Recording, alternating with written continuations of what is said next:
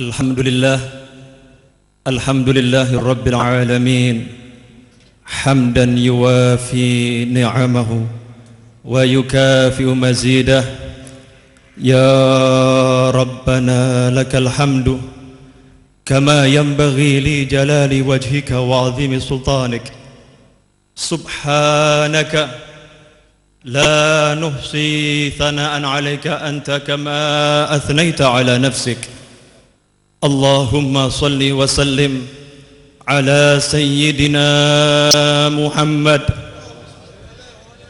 مفتاح باب رحمة الله عدد ما في علم الله صلاة وسلاما دائمين بدوام ملك الله وعلى آله وصحبه. Assalamualaikum warahmatullahi wabarakatuh. Wa ma arsalnaka illa rahmatan lil alamin. Wa qala sallallahu alaihi wasallam ar-rahimuna yarhamuhumur rahman. Wa qala aidan man la yarham la yurham. Hadirin yang dimuliakan Allah Subhanahu wa taala, alhamdulillah, mari di siang yang insyaallah penuh rahmat Allah ini kita hadirkan hati kita dengan sebenar-benar hadir, dan mari kita syukuri di hari Minggu ini kita diizinkan oleh Allah Subhanahu wa taala untuk menghadiri majelis yang agung ini, majelis yang dihadiri oleh para malaikat, majelis yang dikunjungi oleh arwah kaum salihin, dan insyaallah majelis yang dihadiri oleh pimpinan umat manusia, yaitu baginda Muhammad sallallahu alaihi wasallam.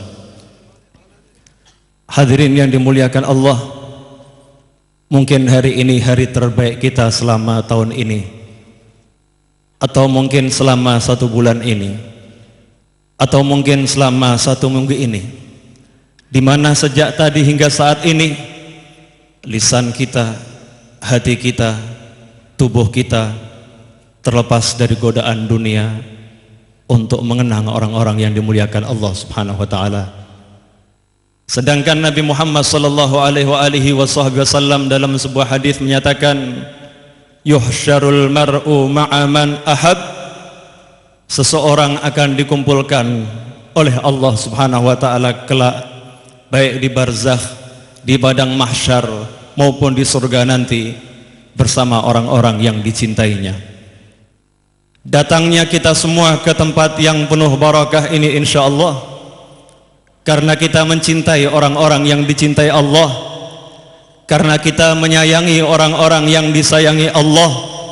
Hadirin yang dimuliakan Allah, mari kita ingat diri kita ini, apa amal yang kita miliki, apa kebaikan yang dapat kita sodorkan kepada Allah, amal soleh apa yang dapat kita pertontonkan kepada umat-umat Nabi yang terdahulu. Wa kasbuna kulluh zalal. Amal soleh kita penuh dengan cacat. Salat 5 waktu kita tidak karuan. Masjid banyak yang kosong. Salat berjamaah kita pun mungkin cuman 1 minggu sekali di hari Jumat.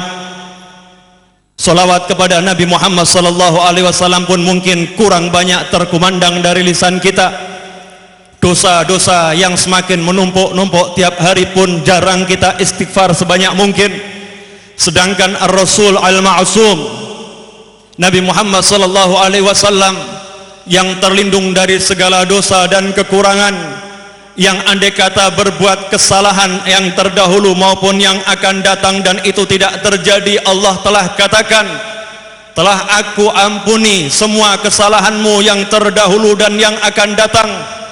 Beliau sallallahu alaihi wasallam yang seperti itu, para sahabat menyatakan dalam satu majlis kami menghitung Nabi Muhammad sallallahu alaihi wasallam membaca astaghfirullahaladzim wa atubu ilaih.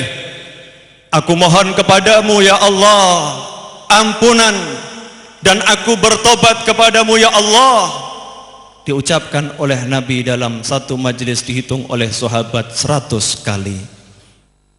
Berapa kali istighfar kita? Berapa kali salawat kita? Bagaimana salat kita? Malana a'mal wa kasbuna kulluh zalal. Kita tidak punya amal, jangan sombong, jangan merasa kita ini sebagai ahlul jannah. Sayyidina Umar bin Al-Khattab radhiyallahu anhu menangis takut kepada neraka. Sayyidina Ali Zainal Abidin menangis takut kepada neraka. Sayyidina Abdullah bin Alwi Al-Haddad radhiyallahu anhu wa anhum ajma'in menangis karena takut kepada neraka. Para anbiya wal mursalin menangis takut kepada neraka. Sedangkan kita yang penuh dosa, mana tangisan-tangisan kita takut kepada neraka Allah. Rasul Muhammad sallallahu alaihi wasallam mengajarkan setiap subuh dan maghrib selepas sholat bacalah Allahumma ajirna minan nar 7 kali. Ya Allah, selamatkan kami dari siksa neraka. Apakah kita membacanya dengan hati yang hudur, hati yang khusyuk, mohon kepada Allah diselamatkan dari siksa api neraka? Hadirin yang dimuliakan Allah, fahadis sa'ah, inilah waktu kita untuk kembali kepada Allah, waktu untuk inabah, waktu untuk rujuk, waktu untuk bertobat, dan waktu untuk menebarkan rahmat. Coba kita dengar Al-Quran yang dilantunkan begitu indah, yang diakhiri dengan wahyu Allah, wa ma arsalnaka illa rahmatan lil alamin. Tidaklah kami sekali-kali mengutus engkau wahai Nabi illa rahmatan lil alamin, kecuali rahmat bagi alam semesta. Hadirin yang dimuliakan Allah, tidaklah Allah mengangkat seorang wali dari walinya kecuali hati wali itu adalah penuh rahmah, kecuali ia merasa menjadi manusia yang terburuk di zamannya, kecuali ia berprasangka baik bahwasanya semua manusia adalah baik. Inilah hati para aulia, inilah hati para sulaha, orang-orang yang meneladani Nabi Muhammad sallallahu alaihi wasallam. Saya dengar dari guru Kashful Anwar, ayah beliau Kiai Haji Muhammad Syarwani Abdan, membaktikan hidupnya untuk menebar rahmat. Perhatian beliau kepada hamba-hamba Allah yang menginginkan kedekatan kepada Allah begitu besar. Beliau inginkan bukan cuman santri-santri itu tidak dipungut biaya, tetapi beliau pikirkan bagaimana dapat tinggal dan dapat memperoleh makanan, padahal beliau bukan orang yang mampu. Perhatian umat, perhatian ulama kepada hamba-hamba Allah. Saya ambilkan sedikit cerita tentang bagaimana rahmat para aulia wassalihin. Sayyidina Ibrahim bin Adham radhiyallahu anhu suatu hari berjalan, di tengah jalan ia melihat ada seorang pemabuk tergeletak, dan saat itu sang pemabuk tampak di mulutnya busa minuman keras. Maka Sayyidina Ibrahim bin Adham pun menunduk menghampiri pemabuk yang tak sadarkan diri tadi, kemudian mengambil air dan membersihkan mulutnya, kemudian mengatakan, musibah apa, penyakit apa yang menimpa hamba yang berzikir kepada Allah ini? Lisan yang dia gunakan untuk berzikir kepada Allah, mengapa kena musibah sehingga di lisannya ada minuman keras? Maka ia bersihkan dengan penuh cinta. Ia tidak ingin ada minuman keras di mulut lisan Nabi Muhammad, umat Nabi Muhammad sallallahu alaihi wasallam. Setelah itu ia pergi meninggalkan orang tersebut. Maka saat orang itu sadar, masyarakat berkata, kamu tahu apa yang terjadi pada dirimu saat engkau tak sadarkan diri tadi? Tidak, saya tidak tahu. Lisanmu dibasuh dengan air yang suci oleh Ibrahim bin Adham rahimahullah. Maka orang itu pun berkata, astaghfirullah wa atubu ilaih, aku mohon ampun kepadamu ya Allah, aku bertobat kepadamu. Seketika itu juga ia kembali ke jalan yang lurus.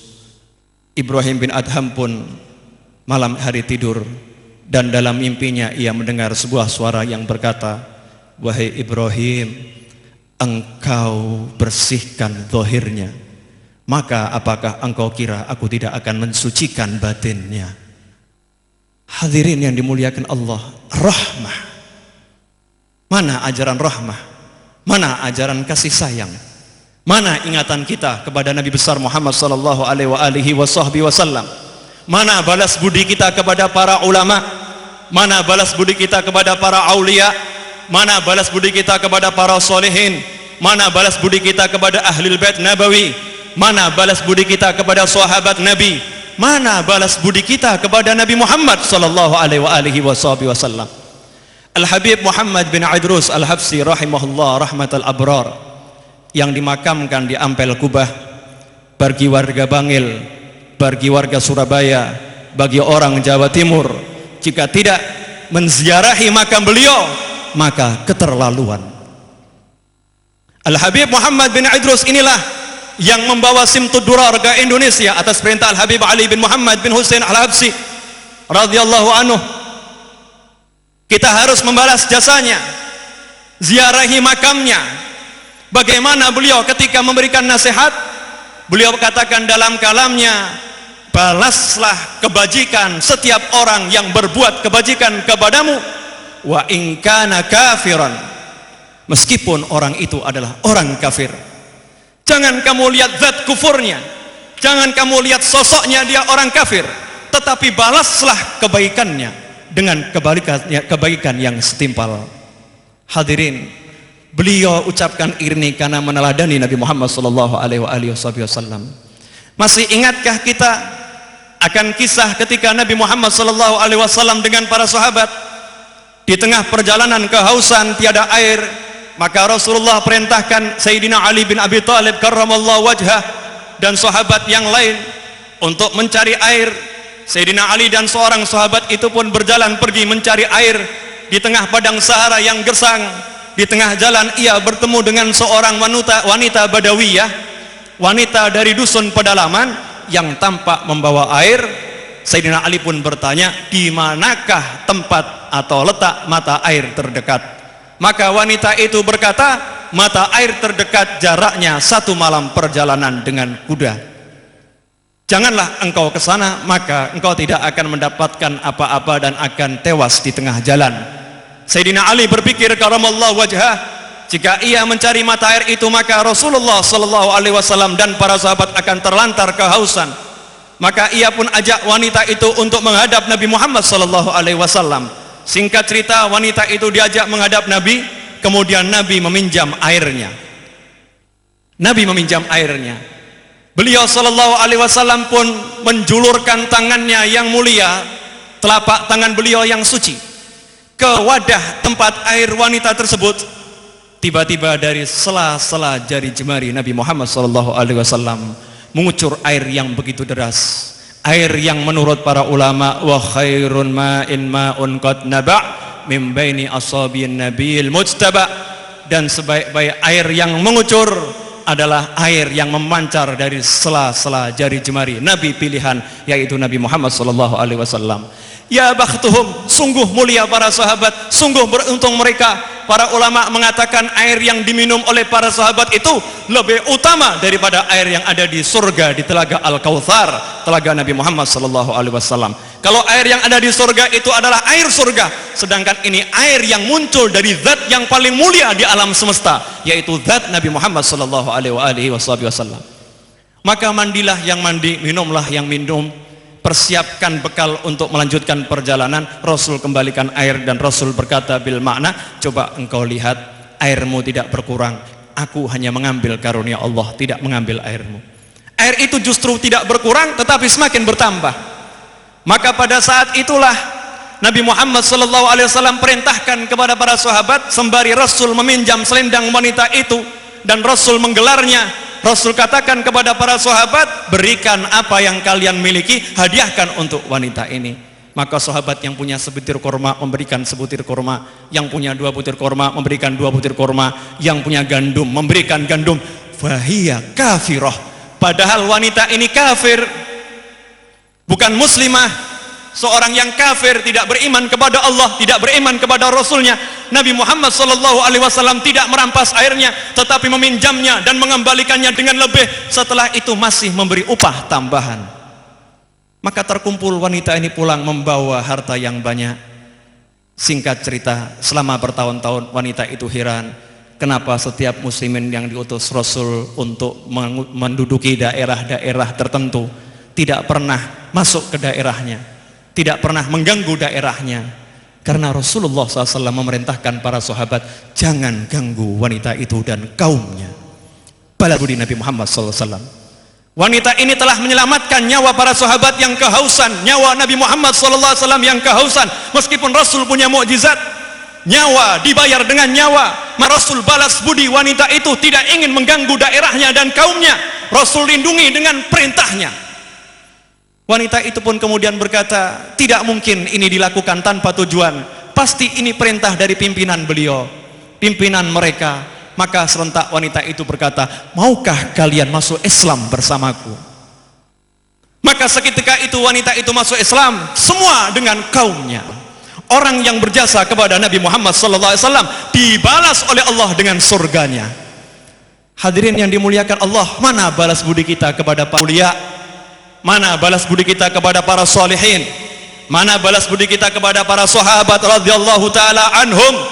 Mana balas budi kita kepada orang-orang yang soleh? Mari kita sebut manaqib mereka, kita sebut kebaikan-kebaikan mereka, kita tunjukkan